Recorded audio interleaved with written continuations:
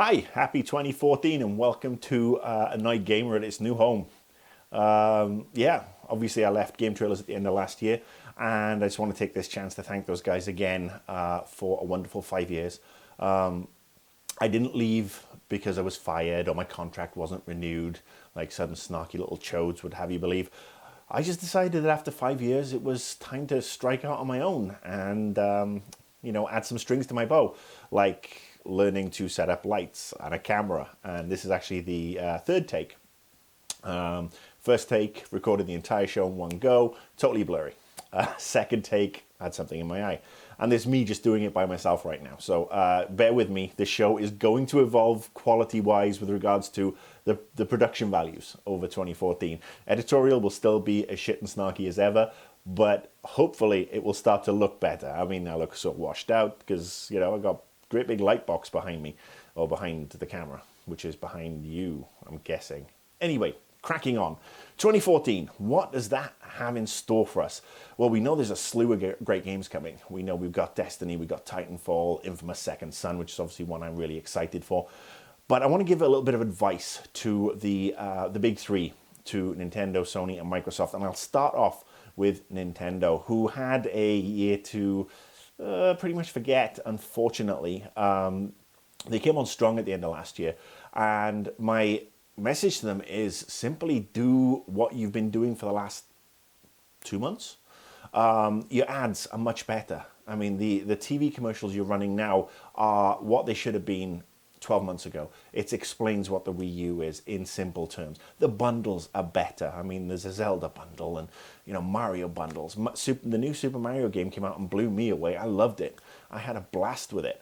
And, let's hope that in 2014 you can bring all these other great franchises that we know you've got, but also bring some new franchises, bring some stuff over from Japan, do some new Western stuff.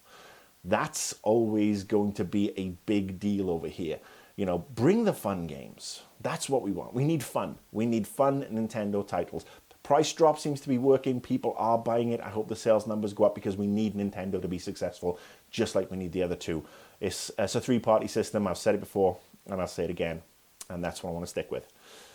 Next up, Sony. Well, Sony had a really good 2013. They said all the right things. They pretty much did all the right things. And they were rewarded with 4.2 million sales for the PS4. And what did they do right? Well, they talked about the games. They focused on the gamers and all those other things that gamers like. And long may that continue. So all you got to do is stay the course. In fact, that's not all you got to do.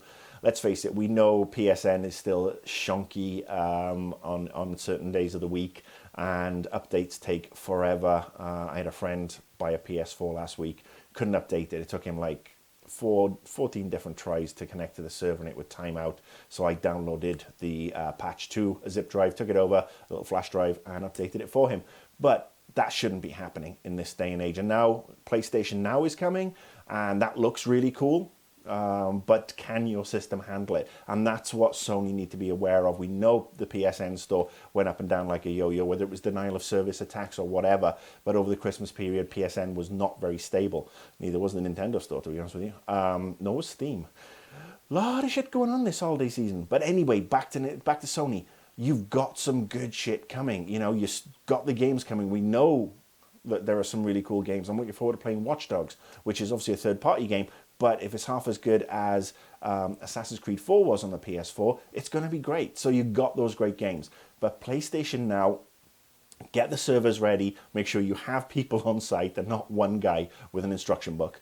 Because leave that to people like me who do these shows. But yes, get a bunch of people in. Make sure you've got all the servers ready to go because people are going to want to access this. And then also be smart about the pricing. If you've already got the PS3 games and hopefully they're tied to your PSN account, you should be able to access games like The Last of Us and so on and the Uncharted games through the streaming service and not have to pay for them again, especially if you're a PlayStation Plus subscriber. I think the double dipping is going to be a bit much. I mean, the objective for Sony is to, get that PS3 moved away, get people focusing and buying and playing the PS4, And to do that, they really can't gouge the consumer in what is, again, still tough times. Even though, 4.2 million PS4 sales, people are spending money. Ooh, those consoles, they're going to die soon, aren't they? Said people. And those people are now looking like Muppets, to be honest with you. So yeah, Sony, games, stay the course, pricing, servers. I mean, and again, also, would it hurt you to really sort out the UI on the PS4? I still don't like it.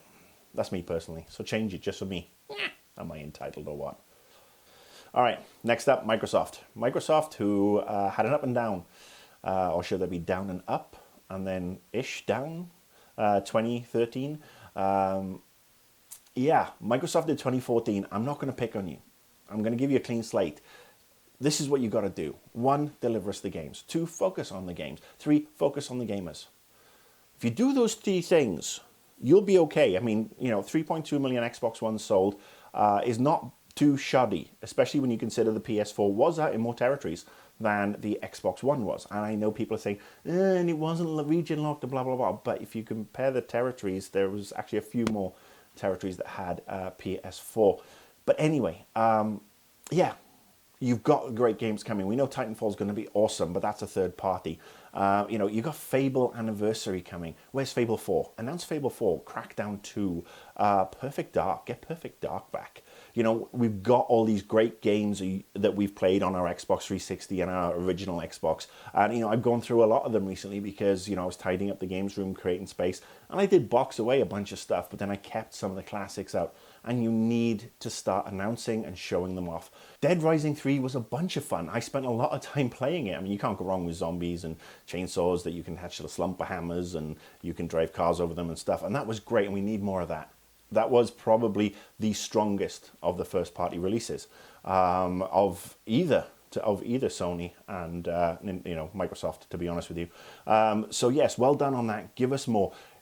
Don't worry about Skype and snapping to it. Don't worry about NFL. Don't worry about Netflix. That stuff is icing on the cake. The core is what we want.